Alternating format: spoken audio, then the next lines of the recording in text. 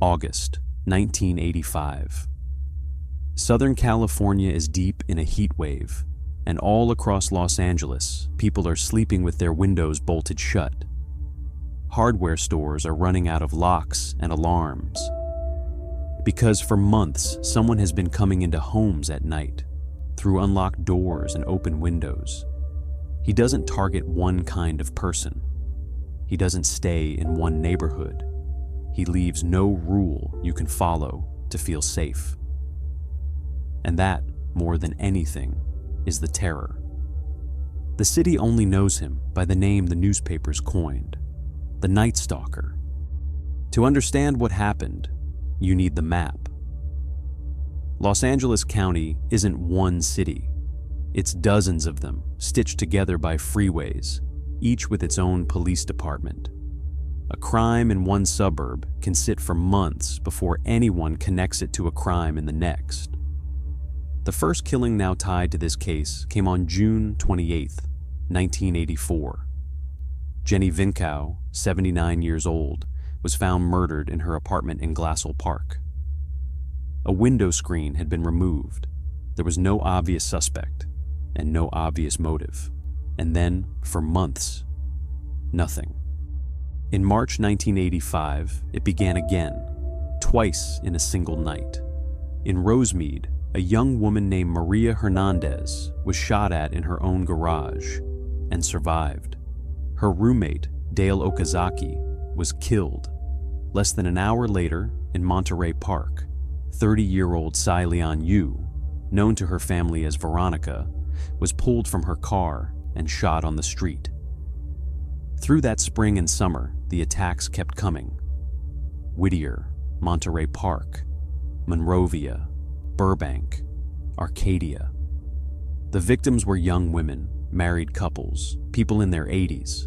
Some were shot, some were beaten. A few were children. There was no consistent weapon and no consistent method. What there was, at some scenes, was a symbol, a 5-pointed star, a pentagram drawn on a wall. One survivor later testified that the intruder forced her to swear allegiance to Satan. Detectives are trained to find patterns. This offender's only pattern was the absence of one. The late hour, the open window, and nothing else. For the public, that meant something specific and terrifying. There was no way to know if you were the type, because there was no type. Quietly, the physical evidence was doing what the victim profiles could not. Ballistics tied bullets from different scenes to the same guns. And at scene after scene, technicians found the same distinctive shoe print, an Avia sneaker in a single, unusual size. Survivors kept describing the same man, young, thin, dark curly hair, badly stained teeth. By August, a joint task force of Los Angeles police and county sheriffs was working the case around the clock and drowning in thousands of tips. Then the series jumped statewide. In mid-August, a couple was attacked in their home in San Francisco, and the evidence matched. Days later came a setback investigators still talk about. At a public appearance, San Francisco's mayor revealed key details of the evidence, including the shoe print. The sneakers were never found. Detectives feared their strongest physical link was gone for good. On August 24th, he drove south, out of Los Angeles County entirely, to a quiet street in Mission Viejo. He shot Bill Carnes in his bed and assaulted Carnes' fiancée. Both survived. She gave police a description. What he didn't know was that a 13-year-old neighbor, James Romero III, had noticed a strange car prowling the street that night, an orange Toyota station wagon, and had written down part of the license plate. The tip went straight to investigators. 3 days later, the Toyota turned up abandoned in a Los Angeles parking lot. It had been wiped down, almost. Working the car inch by inch, a forensic team raised one usable fingerprint. And here, timing changed everything.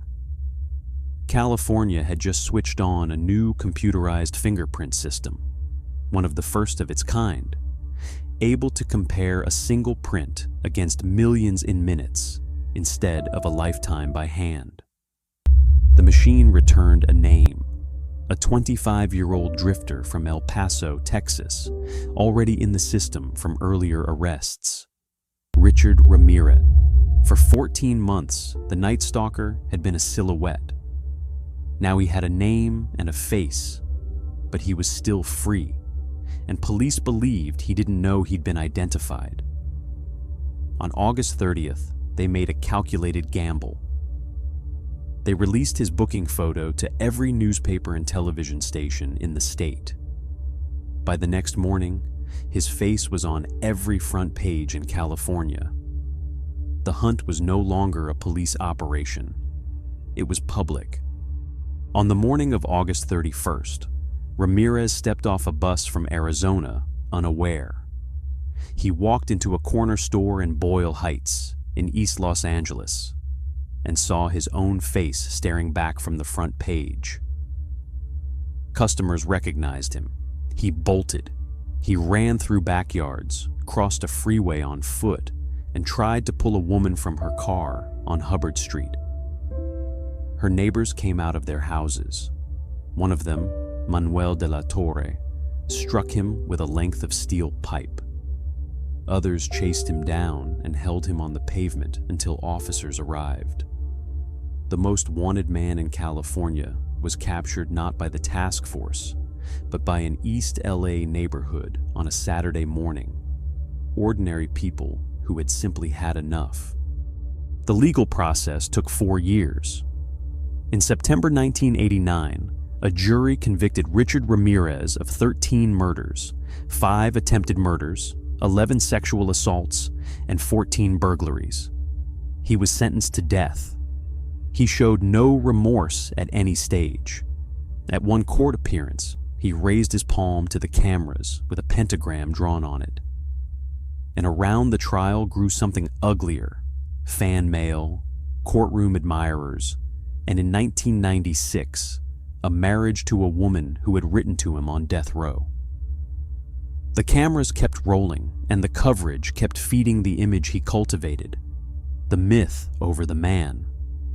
So it's worth being precise about what he actually was: a burglar who attacked the sleeping, the elderly, and children. There is nothing mythic in that. Richard Ramirez was never executed. He died of cancer on death row on June 7, 2013, at 53. In the end, the man with no pattern wasn't beaten by a brilliant profile. He was undone by the things that don't panic: a 13-year-old writing down a license plate, a technician raising a fingerprint from an abandoned car, a brand new database, and a street full of neighbors who refuse to look away. The name everyone remembers is the one the newspapers invented.